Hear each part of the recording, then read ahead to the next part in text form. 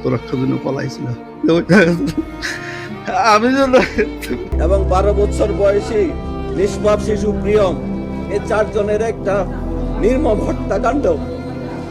আজকে আপনাকে আমি বলতে পারি, আমার ছোট সন্তানটার বয়সী এই প্রিয়ম, আমি আবেগে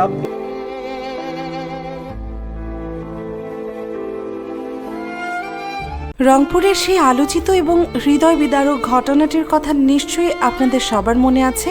শান্তশিষ্ট শহর রংপুরে যখন অবসরপ্রাপ্ত স্কুল শিক্ষক গণপতি চক্রবর্তী ও তার পরিবারের সদস্যদের এমন মর্মান্তিক বিদায়ের খবর ছড়িয়ে পড়ে, তখন শুধু রংপুর নয়, পুরো দেশ যেন স্তব্ধ হয়ে গিয়েছিল। প্রশাসন খুব দ্রুতই এই ঘটনার সাথে জড়িত সন্দেহে আসামিদের ধরে ফেলে এবং মিডিয়ার সামনে পুরো ঘটনার একটি বিবরণ দাঁড় করায়। কিন্তু আপনারা কি জানেন, এই ঘটনার তদন্তের গভীরে এমন কিছু চাঞ্চল্যকর তথ্য এবং অমিল বেরিয়ে এসেছে যা পুলিশের দেয়া প্রথম বক্তব্যকে বড়সড় প্রশ্নের মুখে ফেলে দিয়েছে। মেডিকেল ও ফরেনসিক রিপোর্ট বলছে এক কথা, আর প্রথম দিকের প্রশাসনিক বক্তব্য ছিল সম্পূর্ণ অন্যরকম। আসামির গায়ে হঠাৎ করে কোথা থেকে এলো ওই রহস্যময় প্রিন্টের শার্ট? কেনই বা ঘটনার রাতে ওই নির্দিষ্ট বাড়ির বিদ্যুতের লাইন অত্যন্ত সুকৌশলী এবং পরিকল্পিতভাবে বিচ্ছিন্ন করা হয়েছিল? আর হাসপাতালের একজন অস্থায়ী কর্মী হঠাৎ করে কেন এমন এক স্পর্শকাতর দাবি করে বসলেন যা ফরেনসিক বিশেষজ্ঞরা নিজেই সম্পূর্ণ ভিত্তিহীন বলে উড়িয়ে দিয়েছেন? এতগুলো অসঙ্গতি কি শুধুই কাকতালীয়, নাকি এর পেছনে লুকিয়ে আছে কোনো অদৃশ্য প্রভাবশালীর অঙ্গুলির হেলন? চলুন আজ আমরা এই অমীমাংসিত প্রশ্নগুলোর জট খোলার চেষ্টা করি এবং আসল সত্যের কাছাকাছি পৌঁছানোর চেষ্টা করি। শুরুতেই আসি সবচেয়ে বড় অমিলের জায়গায়। সংবাদ সম্মেলনে প্রথমে বেশ জোর দিয়ে দাবি করা হয়েছিল যে ভিকটিমদের মধ্যে একজনের মুখে গুরুতর আঘাতের চিহ্ন ছিল। এটি শুনলে যে কারো মনে হতে পারে হয়তো ঘটনার আগে সেখানে ব্যাপক কোনো ধস্তাধস্তি বা শারীরিক সংঘাত হয়েছিল। কিন্তু চূড়ান্ত মেডিকেল ও ফরেনসিক রিপোর্ট আসার পর বিভাগের বিশেষজ্ঞ চিকিৎসকরা এই দাবিটি পুরোপুরি নাকচ করে দেন।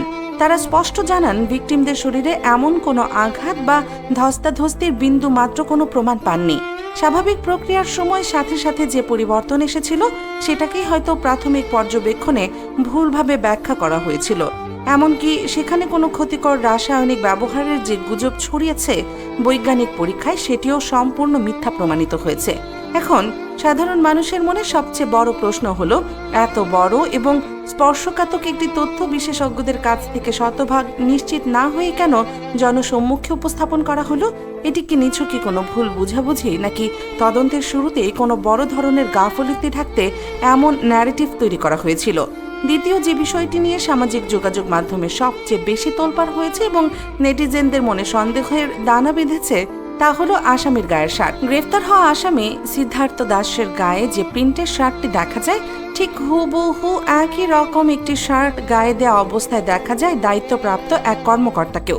বিষয়টি শুধু শার্টের ডিজাইনের মিলের মধ্যেই সীমাবদ্ধ নেই। আসামির পরিবারের দাবি, যেদিন তাকে বাসা থেকে নিয়ে যাওয়া হয় তখন তার গায়ে ওই শার্টটি ছিলই না। তার গায়ে ছিল সম্পূর্ণ ভিন্ন রঙের একটি সাধারণ টি শার্ট।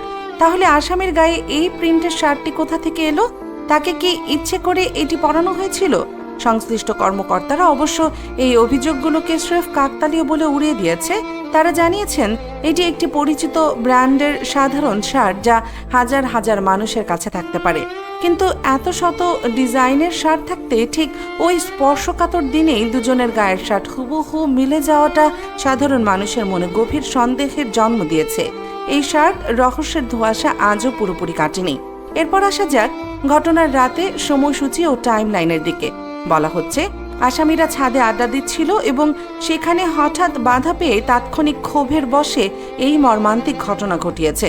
কিন্তু আসামিদের পরিবারের দেয়া সময়ের সাথে ওই বক্তব্যের বেশ বড় অমিল রয়েছে। তাদের পরিবারের দাবি, ওই নির্দিষ্ট সময়ে তারা বাইরের দিকে একটি জায়গায় অবস্থান করছিল এবং খাওয়া দাওয়া শেষে বিশ্রাম নিচ্ছিল। ছাদে দীর্ঘক্ষণ আড্ডা দেওয়ার তত্ত্বের সাথে আসামিদের পরিবারের দেয়া সময়ের এই হিসাব কোনোভাবেই খাপ খাচ্ছে না। এর চেয়ে বড় এবং চাঞ্চল্যকর রহস্য লুকিয়ে আছে ঘটনাস্থলের বিদ্যুতের লাইনে। ঘটনার রাতে পুরো বাড়িটির বিদ্যুৎ সংযোগ সম্পূর্ণ বিচ্ছিন্ন ছিল। প্রথম দিকে এলাকার মানুষ ভেবেছিল হয়তো সাধারণ লোডশেডিং বা কোনো শর্ট সার্কিট হয়েছে। কিন্তু পরবর্তীতে ইলেকট্রিশিয়ান যখন লাইন পরীক্ষা করতে আসেন তখন তিনি জানান বৈদ্যুতিক খুঁটি থেকে বাড়ির মেইন লাইনের সংযোগটি অত্যন্ত নিখুঁত ও সুকৌশলে খুলে ফেলা হয়েছিল। এটি কোনো দুর্ঘটনা ছিল না, কেউ ইচ্ছা করে লাইনটি কেটে দিয়েছিল। একটু গভীরভাবে চিন্তা করলেই বোঝা যায় তাৎক্ষণিক ক্ষোভের বশে মাত্র দুজন তরুণ এতটা ঠান্ডা মাথায় খুঁটিতে উঠে মেইন লাইন থেকে বিদ্যুৎ সংযোগ বিচ্ছিন্ন করতে পারে না। এটি পরিষ্কার প্রমাণ করে যে পুরো ঘটনাটা ছিল অত্যন্ত সুপরিকল্পিত। কেউ একজন খুব ভালো করে জানতো যে অন্ধকারে এই কাজ করলে কেউ কিছু টের পাবে না, অথচ প্রাথমিক বর্ণনায় বিদ্যুৎ সংযোগ বিচ্ছিন্ন থাকার এই অত্যন্ত গুরুত্বপূর্ণ বিষয়টি রহস্যজনকভাবে আড়ালেই রয়ে গিয়েছিল। আরও একটি সন্দেহজনক ব্যাপার হলো যেদিন ওই বাড়ি থেকে ভিকটিমদের উদ্ধার করা হয়েছিল সেই রাতেই সিসিটিভি ফুটেজে আসামিকে ওই বাড়ির সামনের গলিতে ঘোরাঘুরি করতে দেখা যায়। অপরাধীরা অনেক সময় পরিস্থিতি দেখার জন্য আগের জায়গায় ফিরে আসে। তার উপস্থিতি কি তারই প্রমাণ নাকি নিছক কৌতূহলবশত সে সেখানে দাঁড়িয়েছিল? অন্যদিকে এই তদন্তের সবচেয়ে বড় বিভ্রান্তিকর মোড়টি আসে হাসপাতালের এক অস্থায়ী কর্মীর কাছ থেকে। তিনি একটি ভিডিওতে দাবি করে বসেন যে তিনি সম্পূর্ণ স্পর্শকাতর কিছু নমুনা সংগ্রহ করেছেন যা ভিন্ন কিছুর ইঙ্গিত দেয়। এই ভিডিওটি ছড়িয়ে পড়ার পর জনমনে চরম ক্ষোভের সৃষ্টি হয়, কিন্তু ফরেনসিক বিশেষজ্ঞরা এই দাবিকে সম্পূর্ণ বানোয়াট ও ভিত্তিহীন বলে উড়িয়ে দেন। ল্যাব টেস্টে এমন কোনো আলামতি পাওয়া যায়নি। পরে ওই কর্মী স্বীকার করেন যে বিশেষজ্ঞ ডাক্তার তাকে এ বিষয়ে কিছুই বলেননি, সে নিজেই মন গড়া অনুমান থেকে কথাগুলো বলেছিল। একটি স্পর্শকাতর ঘটনায় এরকম দায়িত্বজ্ঞানহীন গুজব ছড়ানো তদন্তকে কতটা বাধাগ্রস্ত করতে পারে তার বলার অপেক্ষা রাখে না। তদন্তের এই ডামাডোল এবং একের পর এক অসঙ্গতি যখন সাধারণ মানুষের মনে তীব্র ক্ষোভ ও সন্দেহের জন্ম দিচ্ছে, ঠিক তখনই ঘটে আরেক ঘটনা। হঠাৎ করে মেট্রোপলিটন পুলিশের শীর্ষ এক কর্মকর্তাকে তার পদ থেকে সরিয়ে দেওয়া হয়। যদিও এটিকে নিয়মিত বদলি হিসেবে দেখানো হয়েছে, কিন্তু অনেকেই মনে করেন এই ঘটনার তদন্তে একের পর এক তথ্যের অমিল এবং জনরোষে হয়তো হঠাৎ এই রদবদলের অন্যতম প্রধান কারণ।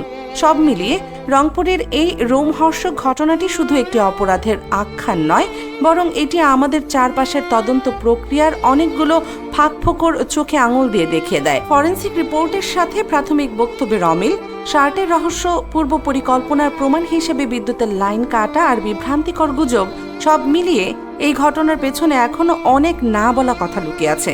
প্রকৃত সত্য কি সত্যি সত্যি আমাদের সামনে এসেছে? ঘটনার পেছনের এমন সব বিশ্লেষণধর্মী এবং সত্য খবর সবার আগে জানতে আমাদের সাথেই থাকুন। ভিডিওটি ভালো লাগলে বা আপনাদের কোনো মতামত থাকলে অবশ্যই কমেন্ট করে জানাবেন। আর এমন আরও রহস্যময় ও চাঞ্চল্যকর খবরের বিশ্লেষণ সবার আগে পেতে দেশ নিউজ 24 চ্যানেলটিকে সাবস্ক্রাইব করতে ভুলবেন না। ধন্যবাদ।